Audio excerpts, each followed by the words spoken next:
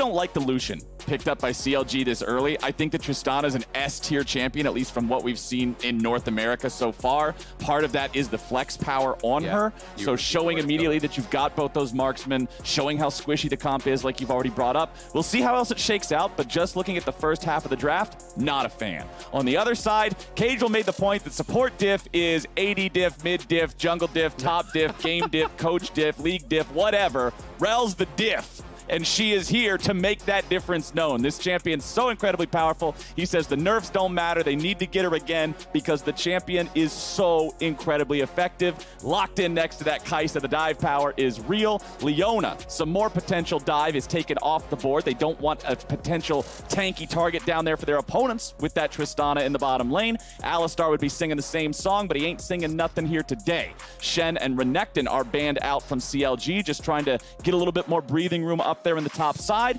and we'll see what they pick here because we need to see their support and we need to see a solo lane. So there we go. All right, support locked in with Nautilus. Surprising to see the Nidalee team banning out the Renekton, though. You know, that really is kind of the most popular combo, but they're not willing to actually show it, I think. You know, blind in the 4th pick, so they want to save their 5th pick for last, perhaps concerned that Fudge would then just grab it up as a takeaway. But I think with Gragas open, you could still go towards Gragas top. Yes, there has been those nerfs on the additional mana cost on the Q, but like Ellerim was saying on the desk, I think you can just go tier and circumvent a lot of the issues that you would have that. I don't think it's that big of a deal. But Sion, also something that could work incredibly well. Knowing that he is going to be going in blind, you want to have a pretty safe pick here. And Sion is something that is so hard to punish, not only because of how durable he is and the fact that he is playing that tank, but because he has that ult back to lane. But that is neither here nor there, as it is going to be Camille locked in, so it will not be playing towards that weak side.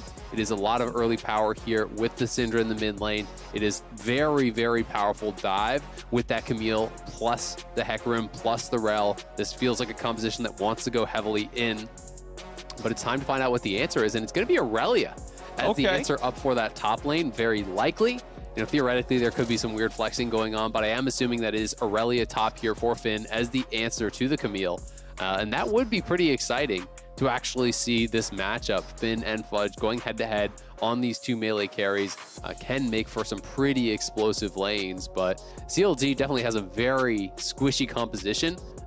They have to be able to disengage the engage coming through here from Cloud9, but that feels almost impossible to do when you're looking at Rell, Hecarim, Camille. You know, all these champions that have such easy engages to pull off. The ability to lock you in with that Camille ultimate on some of these squishy champions is going to be tough. So I feel like CLG have to get way ahead early. You're looking at Broxah and you're saying, all right, you have got to put the Hecarim down. You've got to delay his 6 or snowball the lane before Blaber can really make something happen. So a lot of pressure, I think, is going to be put on Broxah. A lot of pressure, I think, is going to be put on Finn as well to get a lead up in that top lane, to be able to split the map and deny Cloud9 from finding those group team fights where I think their engage power is just going to be overwhelming. What does Nidalee get her setup from in this composition? We've got a Tristana with no CC. We've got a Lucian with no CC. Nautilus. We've got Irelia with a very conditional CC that often requires a CC before it to set it up. Nautilus really feels like the only thing that's able to set Nidalee up for those big alley-oop slam dunk type of spears. So my mom always taught me when I was a child, Isaac, that if I didn't have something positive to say, that I should not say anything. So I am not going to comment further on CLG's draft because I am not a man of faith in how this one is shaken out. Cloud9, on the other hand, I think this draft is incredibly scary with the engage mechanisms you were talking about, how 4 out of 5 of these champions, including the marksman, just want to dive into the back line and destroy everybody as a unit. CLG must get those early leads you mentioned, because if they don't, I don't see how they can navigate a team fight situation come the mid game at all. Yeah, I mean, you've got to be playing from a huge lead, right? Or you've got to have Irelia slamming in the side lane. If Irelia is really drawing a lot of attention up there, you know, if Hecarim is constantly having to hover the Camille who's been put way down, then yeah, I can see how things would work out. But I feel like when you're looking at, you know, the ease of execution, when you're looking at the scaling, really everything is on Cloud9's side except for, you know, the early levels here. You know, the Nidalee advantage in the early game, the ability for Pobelter potentially, you know, really try to pressure Perkz. We'll see how he's going to do against him in that 1v1. So shenanigans are afoot as Oh, Broxah and baby. Smoothie going to be sneaking up here into the brush, and Finn maybe going to try to walk up and kind of like escort Fudge in and try to get this wraparound. And I think this potentially could work, or at the very least force him to level hookshot. You know, as long as he hasn't skilled, you just level your E and run away at worst. So not even going to get that. Yep. Didn't even have to. Just walking right on out of it. I like the fact that they tried it, especially because CLG's at this point where they are already mathematically eliminated from being able to go into the mid-season showdown, right? Like their spring split ends after this weekend. So I want to see this team experiment with different things in the early game. I want to see them take risks and challenge themselves and see what they can get away with. Unironically limit test. That's what this time is for. I feel like that would have worked better if they actually had Nautilus come from Tri and the Irelia and Nidalee come from the top side, because then the Irelia, like, you know, is coming to actually escort you in, and Nautilus is there to be in range to actually hook immediately. So yes, Fudge could walk out of the brush and skill his E and jump over the wall, but you can't just walk through river straight away from the Nautilus. There would be an opportunity to land a hook there and then maybe follow up. So I think that probably would have been the better setup, but just not really enough lockdown and not enough level 1 power there. But still, very low risk for kind of like medium reward or low reward, honestly. So not a big deal either way. Well, the junglers will start off on the bottom side of the map here this time around, clearing towards that top side. We know that early on, Nidalee will be a much more capable duelist than Hecarim usually is. Hecarim having the phase rush at least means that if Nidalee does find him, he should still be able to escape effectively. But Finn's getting the better of Fudge here early on with these trades. The power of that maxed out Irelia passive just lets him beat his opponent down with auto attacks. Well, and he just dodged out on the hookshot there. So Fudge actually starting hookshot. We'll see what comes from this trade, as Vulcan will have to retreat now. But dodging out on the hookshot was so big because he actually, you know, cues back, dodges out on that, then can step back in. And Fudge has no spells. He's level 1. He just used his only spell. And it is the fully stacked passive there from Finn that allowed him to get a tremendous amount of damage down. So that's actually a huge deal for the lane. When you go for a pretty risky trade like that at level 1, and you are on the receiving end of it, it can cost you your potion. It can put you pretty far down. So Finn with a nice early start there, and we'll see if he's able to create anything from this. We're trying to create a play here on the bottom side as WildTurtle's down below 300 HP. Vulcan just trying to apply whatever pressure he can there since they have control of the lane. They have control of the brushes. But no kills, no summoner spells, anything like that. The wave should be able to crash into the turret here just after they clear out these next 6 minions. Happy lane. Yeah, these guys are really wanting to go in for the PvP constantly down here. But Pobelter with a nice dodge away from Perkz. Just keeping the HP nice and high, but the lane control remains for Cloud9. Yeah, he wants to stop this from crashing. If he could actually stop that from crashing, then he could potentially really, you know, punish the low mana pool there from Perkz, but he's not going to be able to do so. But in that bottom lane, seeing only a couple waves in, you know, that's like the 3rd wave of the game, and all potions are gone from both bottom lanes. So that is pretty crazy. Hecarim getting double scuttle against Nidalee does not smell good things for your game. Like, that is pretty rough. Yes, the bot lane one was off of their prio there, but I mean, you had a winning top and you're Nidalee, and you didn't get that scuttle, right? You know, that is a problem. The fact that Broxah has not only, you know, not gotten any pressure, not gotten any ganks, not, you know, been able to attack the Hecarim, but didn't even get a scuttle, he's pretty far behind. And especially on a champion that likes to play from ahead with this top lane 1v1, just again, bringing both players below half HP. But back to what you're talking about, yeah, Nidalee's a tempo jungler. Nidalee applies pressure to the enemy jungler by always being a threat, by always being able to jump around, clear camps quickly, go from lane to lane. But Broxah has not had any presence so far here in this one. Pobelter at least knows that Vulcan is here in the mid lane. He'll stay with this forward positioning to waste Vulcan's time as much as possible. Yeah. But now we've got Blaber potentially heading towards the mid lane too. I really want to see, you know, I think he's just going to keep clearing. He's not looking to gank, right? You know, he's actually done the super fast clear here. You can see he's already a couple camps ahead. I want to see Broxah rush right up towards top because Finn got a reset off of that early trade. Bot didn't have to use his TP. Fudge did have to spend the TP, and the wave is frozen against him. So Nidalee needs to be up there punishing this Camille right now. Like, look at that wave. That is the perfect kind of setup to be able to punish on, but because the jungler is not up in this area, it's actually going to be Blaber up here first, helping him to reset that wave. And now the wave is going to be pushing towards him. Because Fudge was trading very heavily, Finn felt like he needed to start clearing that out, perhaps was a little bit worried about some jungle attention himself. But it just feels weird to see the roles reversed here, and it's actually Blaber making the way up to the top side first, because I feel like Finn really managed the wave well, played the early trades well, has an advantage. This is a lane you should be attacking as a jungler. Well, Broxah is up here now, at least, clearing away the Krugs. But as you already mentioned, Isaac, the wave is bouncing. It's pushing towards Fudge at this point. So unless they want to fully commit to an entire dive onto a Camille that is about to hit level 6, there's not nearly as much they can do as compared to, 60 seconds ago. I mean, you could go for the dive, but he is low on mana. I'm not sure if he's going to hit 6 on this wave. It looks like he likely will, but a full HP Camille with Flash still available, I feel like you're kind of trolling to try to pull that one off.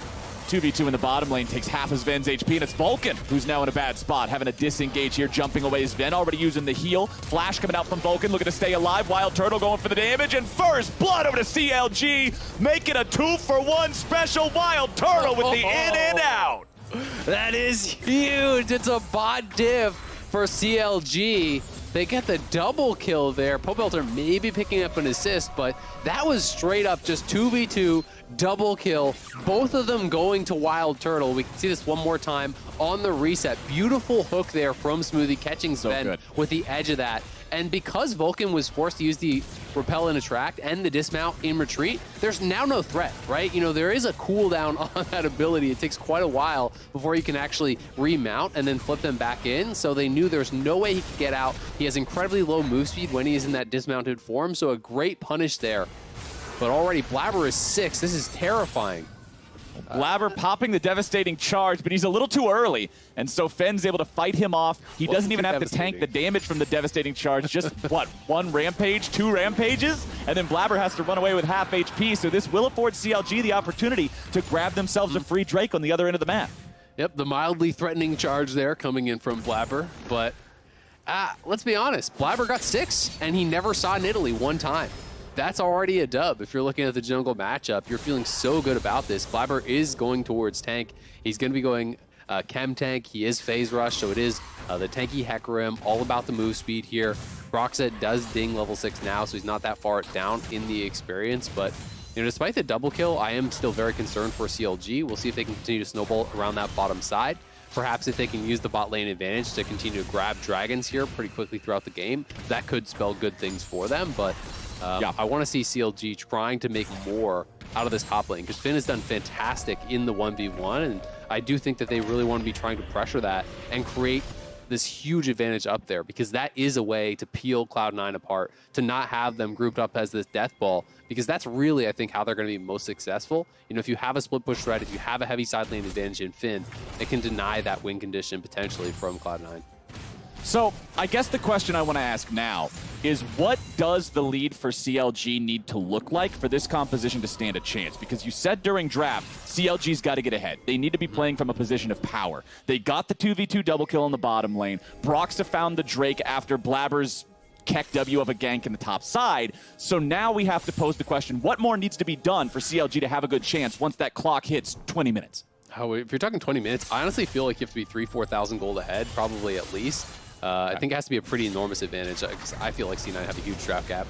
Ooh, Broxah getting away there with the flash, as Cloud9 had the advantage in the brush there. Having Blaber there first meant that they could turn as CLG wanted to come up and make the play. But now Fudge being ulted by Finn, stuck there inside the ult. He gets hit by the stun, but honestly, Finn only getting, what is that, 200, 300 damage out of his ulti, and the combo thereafter, pretty good for Fudge. It was, and Finn seemed kind of hesitant to commit to it, so I'm a little bit confused why he went for it in the first place. He didn't even use his second Q reset, right? Because he actually hit the stun, so we get 1 free Q with that, and he hit the ulti, but he didn't even use that. So, was concerned potentially that Hecarim was going to be behind Fudge, but if that's the case, why use the ultimate in the first place? Because now the threat of the all-in is much lower. Still, though, unfair to criticize Finn much there, because he has been doing a great job, has by himself created a pretty significant advantage. It's actually been Blaber up towards top lane more. Of course, it has been mostly just that pure 1v1, but Finn has created a really strong advantage for himself. Well, Blaber will grab the second neutral objective of the game, the first one that Cloud9 has got their hands on here and picking up the Rift Herald, but it's CLG who wants to make the play for the bottom lane dive. A TP is coming in, Pobelter's joining the party. It is a 4v2, and that should be good news here for the side of CLG. Cloud9 doing a good job fighting them off for now. but man, the numbers advantage is just too much. They will lose Vulcan. Zven's trying to stay alive and just go somewhere, anywhere away from this, just keeping the minion wave away, but the wave has crashed, and Finn and Pobelter are looking for the damage here on Zven. Look no longer, ye have found it. Oh, CLG 4-0 here in the game with a 2,000 gold lead. Really nicely done. They get the redive and they back up their bot lane to try to answer the top lane push. They don't want to lose a full tower to that, so here comes the play. Pobelter coming in, TP on the minion here from Finn, utilizing that top lane advantage straight in onto Zven with the point and click ultimate there from Smoothie. Cloud9, I think, did a pretty good job actually playing this out. Zven and Vulcan made it pretty difficult for them, but still at the end of the day, it's a couple plates. It is those 2 kills. Of course, Cloud9 is pushing back on that top side. I believe they took at least 2 plates up there before CLG's bot lane was able to get up to answer. And oh, they actually got the full tower. Did they have the Herald as well? Maybe yeah, they had Herald, because so that's what Blaber took the Herald right as the play was happening in the bottom side. So they got the first 3 plates. They summoned Shelly to kill the last 2. And Cloud9 actually closes this game down to below a 1,000 gold gap because of the good use of Herald there in the top lane. It's really concerning, man. The fact that you're up 4-0 and you're really not that far ahead in the gold. I mean, it's an 800 gold lead right now, and I just think with the composition, it's not close to enough right now. They need to continue pushing the lead. They need to continue extending the advantage, and I want to see them play for this next dragon. Try to take that right on spawn with the Nidalee, see if you can get that done there, because having the potential soul win condition is pretty big. Fudge does have TP advantage though, so CLG have to be careful about looking for a play. They saw Blaber on the ward, so they do know that he is around, but if you opted into that 3v3, it would quickly become a 4v3 with the available teleport there from Fudge. So it's not the time for CLG to make a play aggressively on that bottom side. Fudge is down pretty significantly in terms of farm. Perkz and Pobelter trading back and forth with one another here. Pobelter saying, all right, bro, good trade. Nice back and forth as they're both at about 1/2 HP. Finn will continue shoving out these waves as Fudge wants to go in here from an aggressive hook shot. Just keep him around a little bit longer. Remember that Finn has no turret to hide beneath, and Blaber was making his way up there towards the top lane. But Finn recognizes something is up. He gets back, and now for the second time this game with the enemy jungler in the top half of the map, Broxah will take a free Drake. 2-0 dragon lead for the side of CLG, and with them grabbing their first turret of the game there in the bottom lane on that tier 1, the gold goes back up to about 1,500. Yeah, nicely done. Being able to cash in on that is pretty big for them, especially because they're getting the gold in the right place, right? You know, the biggest advantage right now is going to be on WildTurtle. He has a tremendous amount of gold, already has the tier 2 boots, the Kraken Slayer, and going to be working towards his second item with the Crit Cloak. Finn with the Blade of Rune King completed. Fudge can't fight him. There's really not many champions that can fight Irelia when she does get, you know, that item advantage with the Blade of the Rune King completed early. She's just so strong as far as those duels do go. So CLG has some power points right now. You know, their item completions are coming through faster, but as long as Cloud9 do not allow CLG to find these 1v1s, find these fights that they're really looking for right now, I think that Cloud9 is not behind enough for them to be too concerned. Here's an interesting tale that we can tell from the stats on the left side of your screen right now. Zven with the escape down here in the bottom lane from Finn, but never mind, a teleport's showing up. We don't have time to talk about what's going on in the stats here just yet. Finn might just get dove on. Nice use of the Camille ulti, able to lock him down, and there he goes. Cloud9 is on the board. Yeah, they get that 4-man bot. They take down Finn, despite the fact that he actually had some time to react. He flashed away. He just can't create the space enough to escape from that Camille. Perkz now potentially going to get dove here. Perkz running away with the Nautilus ulti coming down. Turtle looking to go further forward. Broxah gets the spear, but he cannot chase beneath the tier 2. Blaber's coming in for the backup. Devastating charge into 3. What in the world are you doing, Blaber? That was not the play. That was awful from Blaber. That was... I thought he was... I thought he was like kind of, you know, just pretending, basically, that he was going to go I thought forward. it was a juke. Yeah. That he was going to E towards them and then just turn around and clear out the wave, but he actually committed to that and just into the way. A death pretty terribly. On the bottom side, though, Cloud9 did make a good initial play, but that mid lane death, turn around. Like, what are you doing? Look at the map. There's not even anyone remotely close to him. That was straight up bizarre. Yeah, really overestimating, you know, how strong he was, or perhaps not understanding how far away his teammates were or something, but that was really a pointless death. Not a good look there for Blaber, but Cloud9 will still keep the game relatively close. Next Drake is spawning in 2.5 minutes. Remember that CLG did get the first 2 uncontested, but Cloud9 will likely start to contest that here very soon. We still have no deaths on either one of the solo laners from the C9 squad. And the point that I was going to make about the gold earlier is that when there was a 1,000 gold difference between the teams, CLG having the 1,000 lead, never mind, we can't talk about it yet again. We're just going to cast a curse it one more time, and Perkz gives over some money. CLG putting their 3rd kill of the game on Tristana. I'm just going to say it again before they interrupt me. 1,000 gold lead for the side of CLG, but 2,000 of that gold lead was WildTurtle over Zven. So the rest of the team overall is actually a little bit behind, but WildTurtle is just rolling in money. He is ridiculously strong, and if there is a champion that you want to be that far ahead, it is the Tristana. You know, getting the additional experience, getting the bonus range from your passive is so big, and this champion just scales so incredibly well with gold because you have the additional range, you have the safety to actually step forward, be aggressive in these fights, consistently get damage out. So he is becoming a pretty big problem, right? You know, he with that turret getting taken down mid lane is probably pretty close to his 2nd item. And that is terrifying when you look over at Zven and you realize that Zven still, you know, is not even having his first. Thank you very much to the people behind the scenes. Once again, bringing the gold up for us here. As you can see, Turtle is 2,000 gold ahead of his counterpart in Zven, and an additional 1,000 gold ahead of the 2nd richest person in the game, which is his own teammate there in the mid lane on Pobelter. So WildTurtle is in a great position on an incredibly powerful scaling champion at 3-0-2 to really be able to take over this game and send it home for CLG. We'll see if he's going to be able to do that. I think Cloud9 are going to be biding their time and looking to contest at one of these dragons. We'll see if they want to try to fight at the next dragon, because still not 1 item complete, you know, for Perkz or from Zven. I think that Perkz has got to be close, and he does actually finish it on that base. So, you know, maybe we'll see them fight here. Zven can actually complete his item before that dragon does spawn. But as of now, Zven is pretty useless compared to Turtle. Turtle already has his RFC come through, so he's on 2 items. Zven's still not on 1, so I'm not sure if they're going to be comfortable fighting unless they think that their comp is really just so much better that it basically doesn't even matter. And at this point, it looks like CLG is kind of setting up in a way that makes me think maybe they don't even care about this dragon. Maybe they're willing to just give it up and just have the Irelia push it out, because Irelia would have to TP here pretty soon if she even wants to be part of the fight. And it looks like they will just give it up, try to extend the gold lead for themselves. So they created the pressure with these dragons, but they're just using them instead of trying to snowball towards the soul to just create openings to get more gold. And it's going to be the mid lane tier 2 going down. It's all these waves lost to the top lane tier 2.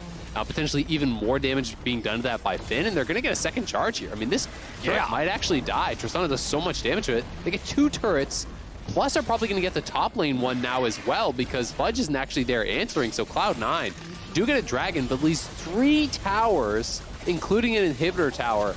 That is pretty insane, and CLG now has hit that mark. You know, I was talking about 4,000 gold lead they would need at 20 minutes. They're there. They're 4,000 up now. That is pretty incredible. They've done a good job actually continuing to extend the advantage here and always getting the gold where it needs to be. So now we bring ourselves to a very familiar crossroads that CLG fans have watched this team walk up to so many times throughout these past few weeks. The early game was good enough. The leads were built. The foundation was established. Now it's time to make sure that they get the rest of everything done cleanly, because this has been where CLG falls apart so far here in 2021. Good early games haven't been the issue. There's a reason this team gets first blood in every single game. The early game starts off fine for them, but we need to see a CLG that can keep things going through the mid game. And now that they have all 5 intended players here on their roster, I have not too much, but some faith that they'll be able to shore up some of those issues from earlier on and maybe just send this one home.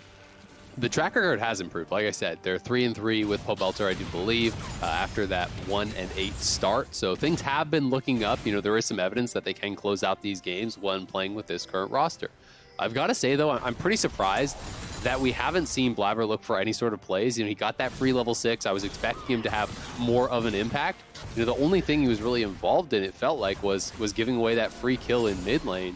You know, not really looking to attack top lane, not really looking to pair up with the Camille, which I think you can do on this Hecarim pretty effectively. Yes, Finn is at a strong point, but Fudge, when we checked in on the gold, had closed that gap and was actually ahead of him. I think Finn will have retaken that given all the turrets that just fell, but still, Fudge plus Blaber should be able to kill off Irelia in these side lanes, and Broxah really hasn't been playing around Finn whatsoever, so it does feel like an area you could look to attack to get more use out of these ultimates.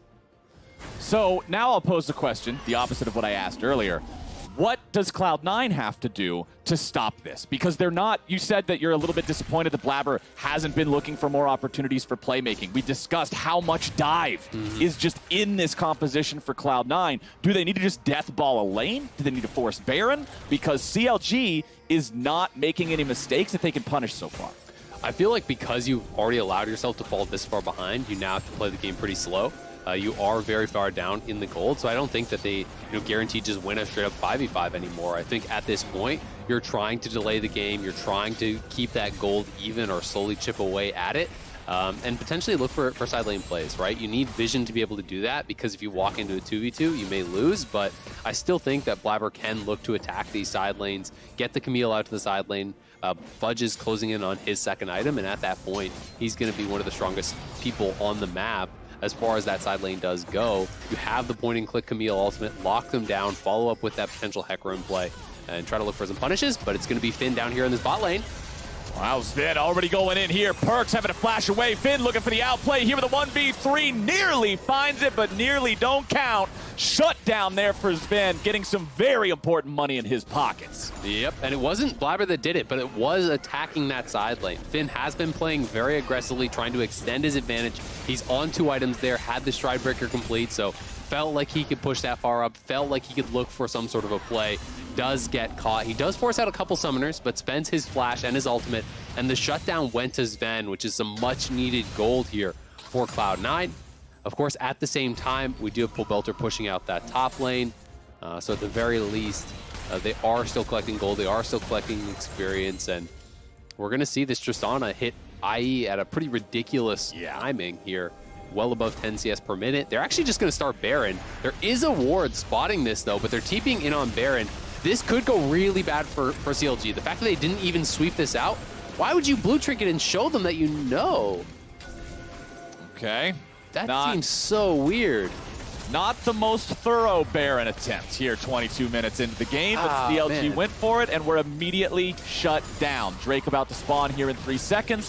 Vulcan being careful not to walk too close to the old Nautilus. Spear flies over the wall, but won't find a target. CLG have over 3,000 gold in advantage compared to their opponents. They have 1 extra Drake as well. This fight should favor them, but we know that Cloud9 has a very synergistic dive composition, and they need to find WildTurtle with that dive. If Turtle can stay safe, get some resets, he can do so much work here. Vulcan is the target at the very start. Onslaught of Shadows coming into the back. Vulcan dead before anything else even happens. Perkz gets a kill into Broxah, but that's not WildTurtle. Cloud9 has lost the fight 2 for 1. CLG with control over the Drake pit, going after their 3rd Cloud Drake of the game. They will take the fight, and that's their prize. And Vulcan just got deleted, died before he could get anything off there, not even able to proc his Aftershock. Went down immediately. Was a good focus there from CLG to be able to actually get that initial kill, because if Vulcan doesn't die right off the bat, if he's actually able to get his combo out, that fight could look very differently. Instead, he goes down, Blaber tries to ult in to try to protect him, and ends up just going down himself. So, C9 do get 1 kill back on Broxah, but the confidence to actually go for this. We've seen so many fights turned around on when people are going for the Rell, and the Rell just flash RWs, kills the whole team. But in this case, they know that this Rell has been put very far down. They focus her, they knock her out before she can really do anything here. And CLG now move to Soul Point, still maintaining that 4,000 gold lead. Pretty big deal for them. Infinity Edge online for WildTurtle. 3 big ticket items plus his boots completed. Turtle is officially in carry mode now. As long as he's protected, as long as that 0 remains in the 2nd column of his score, I don't see a world where Cloud9's able to win. They need to find a way to take down this incredibly powerful carry of WildTurtle, and CLG's been doing a great job protecting him so far. They have, right? And Cloud9 needs to be the ones starting off these fights, right? They want to be coming from multiple angles, utilizing Fudge, Blaber, Vulcan, all engaging at the same time and trying to find someone like Turtle. I mean, if you can pull off that sort of engage, yes, WildTurtle has a ton of gold. Yes, he does a ton of damage, but he's still squishy. He has no defensive items. And yes, there is a locket over on Smoothie, but that won't be enough if you can actually perfectly execute that dive. So there is still potential for Cloud9 to win these fights, but CLG has been doing a much better job. Cloud9 has not been playing a very good game, and CLG utilized some individual laning advantages, bot gap in the 2v2, Finn playing better and winning out in that 1v1, and they've been the ones that have been more proactive, getting these dragons, creating gold advantages, knocking down turrets, and CLG are just playing a straight up better game right now, and as a result have put themselves in the position to win. Yeah, I think we're seeing a really good game out of CLG and a really bad game out of Cloud9. And those two things put together, despite the fact that these teams are on opposite ends of the scoreboard and have had very different overall performances in the spring, brings them to the point that we're at right now, well, where CLG looks like it's their game to lose. 2.5 minutes and they could have a Cloud Soul. Yeah, and then that is going to be really difficult, I think, for C9 to deal with. You know, a lot of people really underestimate, I think, the power of the Cloud Soul. The 10% move speed flat is really, really strong, as well as the additional power, of course. Utilizing that ultimate can be nice, but I just think the 10% flat move speed alone is so good, not only for being able to kite out with this double AD carry composition, but being able to actually chase down as well. Smoothie's the target here as Cloud9 goes for the engage on the enemy support, and they've got him down. So that's one pick to the side of C9. Finn cannot join up with the fight here yet. C9 shoves out the mid lane wave just to make Turtle have to answer it. And they're deciding, okay, the Nautilus was enough. They're going to start up the Baron and make CLG come to answer. Summoner spells are ready to go. Everybody else on CLG is ready to fight. They're coming in here as a 4v5. They must play this very well. Everybody on Cloud9 still has their cooldowns ready to go. Vulcan with the engage onto multiple targets. Broxah going to be focused here at the start, going into the stasis, staying alive. Turtle on a rampage, grabbing a kill on the enemy jungler, but Turtle is down. That's the kill they had to find, but it's still a 2-for-1 for CLG.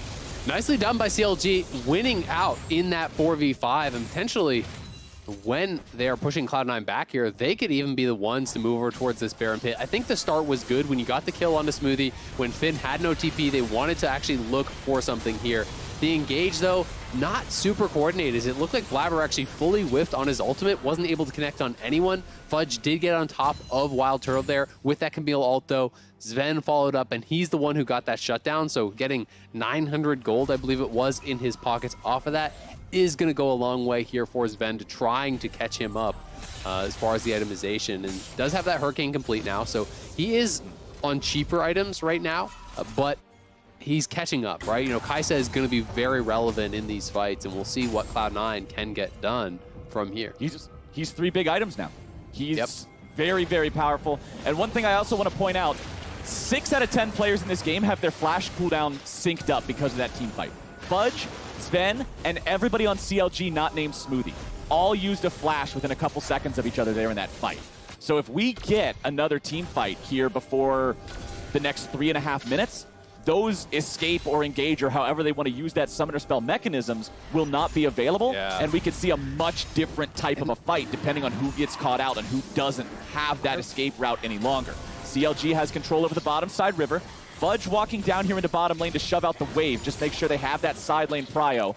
Spears being dodged away from. Perkz making sure that he's got all of those spears ready to go just in case he needs to drop an ulti and blow somebody up. Broxah used his stopwatch in the last team fight, but he upgraded it to Zhonya's Hourglass after returning to the base. So he has that ready to go once again, given the space. Blaber's on the front lines. The Drake's down to about 1,000. It's going to be taken by CLG. Broxah gets him a soul. Vulcan's in the middle, but he's about to die. Smoothie grabs the first kill of the fight on the enemy support. Zven takes out WildTurtle and gets himself away, but Pobelter cleans him up. CLG still looking to out team fight their opponents here. Finn is dashing and slashing, and Cloud9's dreams are crashing. It's a CLG 4-for-2. That is huge, and they're going to get the Baron off of this as well. Broxah barely survives against Perkz, and as a result, it is a super easy Baron. Perkz, no flash, no ult, no TP, no chance to be able to contest this. The smite landed, the Baron take after it, the fight is won. CLG have everything they need to close this game now. That is so big for them. Huge for CLG So close to taking down C9. Beautiful take on the Drake, and then the team fight just went down like this. Yep, exactly. We see Fudge diving to the back line. He has to get back there. Zven was able to follow up, and they kill off Turtle again, but Pobelter is there dealing damage. Finn is there dealing damage. It's not just Turtle who is strong at this point. So despite the fact that they eliminate the biggest threat, they are taking damage from the solo laners here from CLG. In the meantime, they get focused down themselves, and Turtle finally got a stopwatch. You know, I think he should have honestly gone into that soul fight with a stopwatch instead of the BF sword, given that they're just so heavily focusing him. But now that he does have one, you can't just all in everything onto the Tristana and expect to win. You know, if you see Camille just flashing on you to ult, you just stopwatch that, and that is so nullified now. You can't actually just sit around and wait for the full duration of a stopwatch and hope you can kill the Tristana off after, while this fed Lucian is killing you, this fed Irelia is killing you. And CLG have everything they need to close out this game now. It's going to take a miracle from C9, but they have not been able to find the engages. They've not been coordinated on them. The carries are playing far enough back from CLG that normally when we're seeing Vulcan go in, he's catching maybe Broxah and Smoothie, and that's it. Let's talk about that Lucian, man. 4,600 damage in the last fight. Huge. We've been talking about Tristana like the whole show is about her as the main character. Lucian just showed up as the 11th hour superpower, destroys the entire team fight, ends up getting his team bare, and awesome stuff from Pobelter. I feel like every time this guy's not on a team, he comes back onto a team, and we end up saying, why the hell was Pobe not on a team? yeah. And I mean, it's been CLG a couple times now. All right, here they go. Well, Pobelter now getting himself caught out a little bit with Cloud9 coming in. Beautifully timed CC, and the notorious POB gets himself away with a calling coming down. Perkz is slain. Pobelter's kiting it out. Blaber manages to pick up the kill here at the very last moment, but it will not matter. C9 loses 3, almost 4. CLG marching down the mid lane. Nobody left to stop him except a Kaisa and a nearly dead horse. The faithful have been rewarded, and in week number 6, when they're already eliminated from playoffs, it will not even matter. It's CLG outplaying Cloud9, taking them down. They'll get their last kill here on Zven. The Nexus will fall, and CLG upsets Cloud9. What a huge win for CLG. So impressive from them here today. The bot lane, the top lane in the early game coming up huge. The 2v2 kill setting the tone for the game. Finn right off the bat, lane dominance there over Fudge. And Pobelter in the team fights coming up so big for the squad. You know, even Broxah hitting that smite on the contested soul was really, really important for them. And this was a CLG that really looked like they had it together here today. I didn't like the draft, but draft is one small component of the game. Comes down more than often to execution.